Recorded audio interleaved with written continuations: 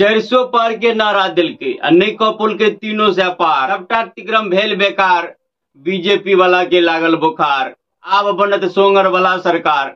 जी हाँ, ई कहना में विपक्षी सबके आ पहिल बेर एहन चुनाव परिणाम आयल जे परिणाम के देख कर पक्ष आ विपक्ष दुनू खुश है। आ बेचारी ईवीएम मशीन पहिल बेर एहन भेलै जे बदनाम नहीं भेल। एहि बेर कोई नहीं लेलकै ईवीएम के नाम जे खराब छलै कि की छलै। दुनू पक्ष खुश है। विपक्ष ताहि दुआरे खुश है जे 400 पार कहै छलैया से 300 पार नहीं गेलै। आ सरकारो जे बनत से दोसर के भरोसे बनत आ तिक्रमबाजी कखन को एकरा गिरा सकै छी या गिरो सकैया ई सब सोच के खुश है। पक्ष वाला सब के अंदर से भले ही जे तकलीफ हो क्या तो 400 पार के सपना छलैया आ 300 पार नहीं भेले सरिया के अपन मजबूत सरकारो नहीं बनते। लेकिन अखन तक गुट के सरकार बने देखा रहे ऊपरे ऊपरे संबोधनों के लगा आ कहियो रहे खुशी देखा रहे आभार व्यक्त कर रहे।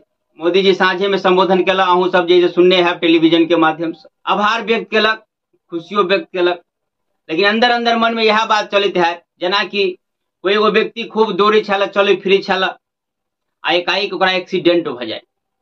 एक्सीडेंट भेला के बाद फिर ठीक ठाक भेले चल फिर लागल आ कोई आबि के हाल समाचार ओकरा पूछे कि केना की आप समाचार हो की केना की स्थिति है तो कहते हाँ आप ठीक ठाक है चले फिरे छी। लेकिन पहले वाला वो बात नहीं रहले पहले जका ओना नहीं दौड़ सके छी अब लाठी के सहारा लिए के चलो पड़िया ठीक वह हाले अब एनडीए सरकार के या फिर कही जे बन वाला मोदी सरकार के। अब एहि स्थिति पर अपने सबके जे जना विचार हो लेकिन हमर विचार से तो ये अब जे एले परिणाम से तो एले लेकिन देश के लिए कतो न कतो ई नीक संकेत नहीं है।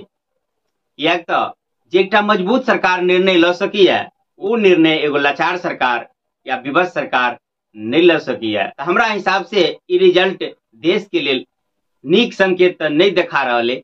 ओना अपने सबके पकी विचारे से कमेंट करके बता। ओना तो मिथिलांचल के लगभग जतेक सीटे सब एनडीए के तरफ गल अहाँ सब जनबे करी छी। लेकिन आगा की है देखे वाला बात है। जय मिथिला जय मैथिली।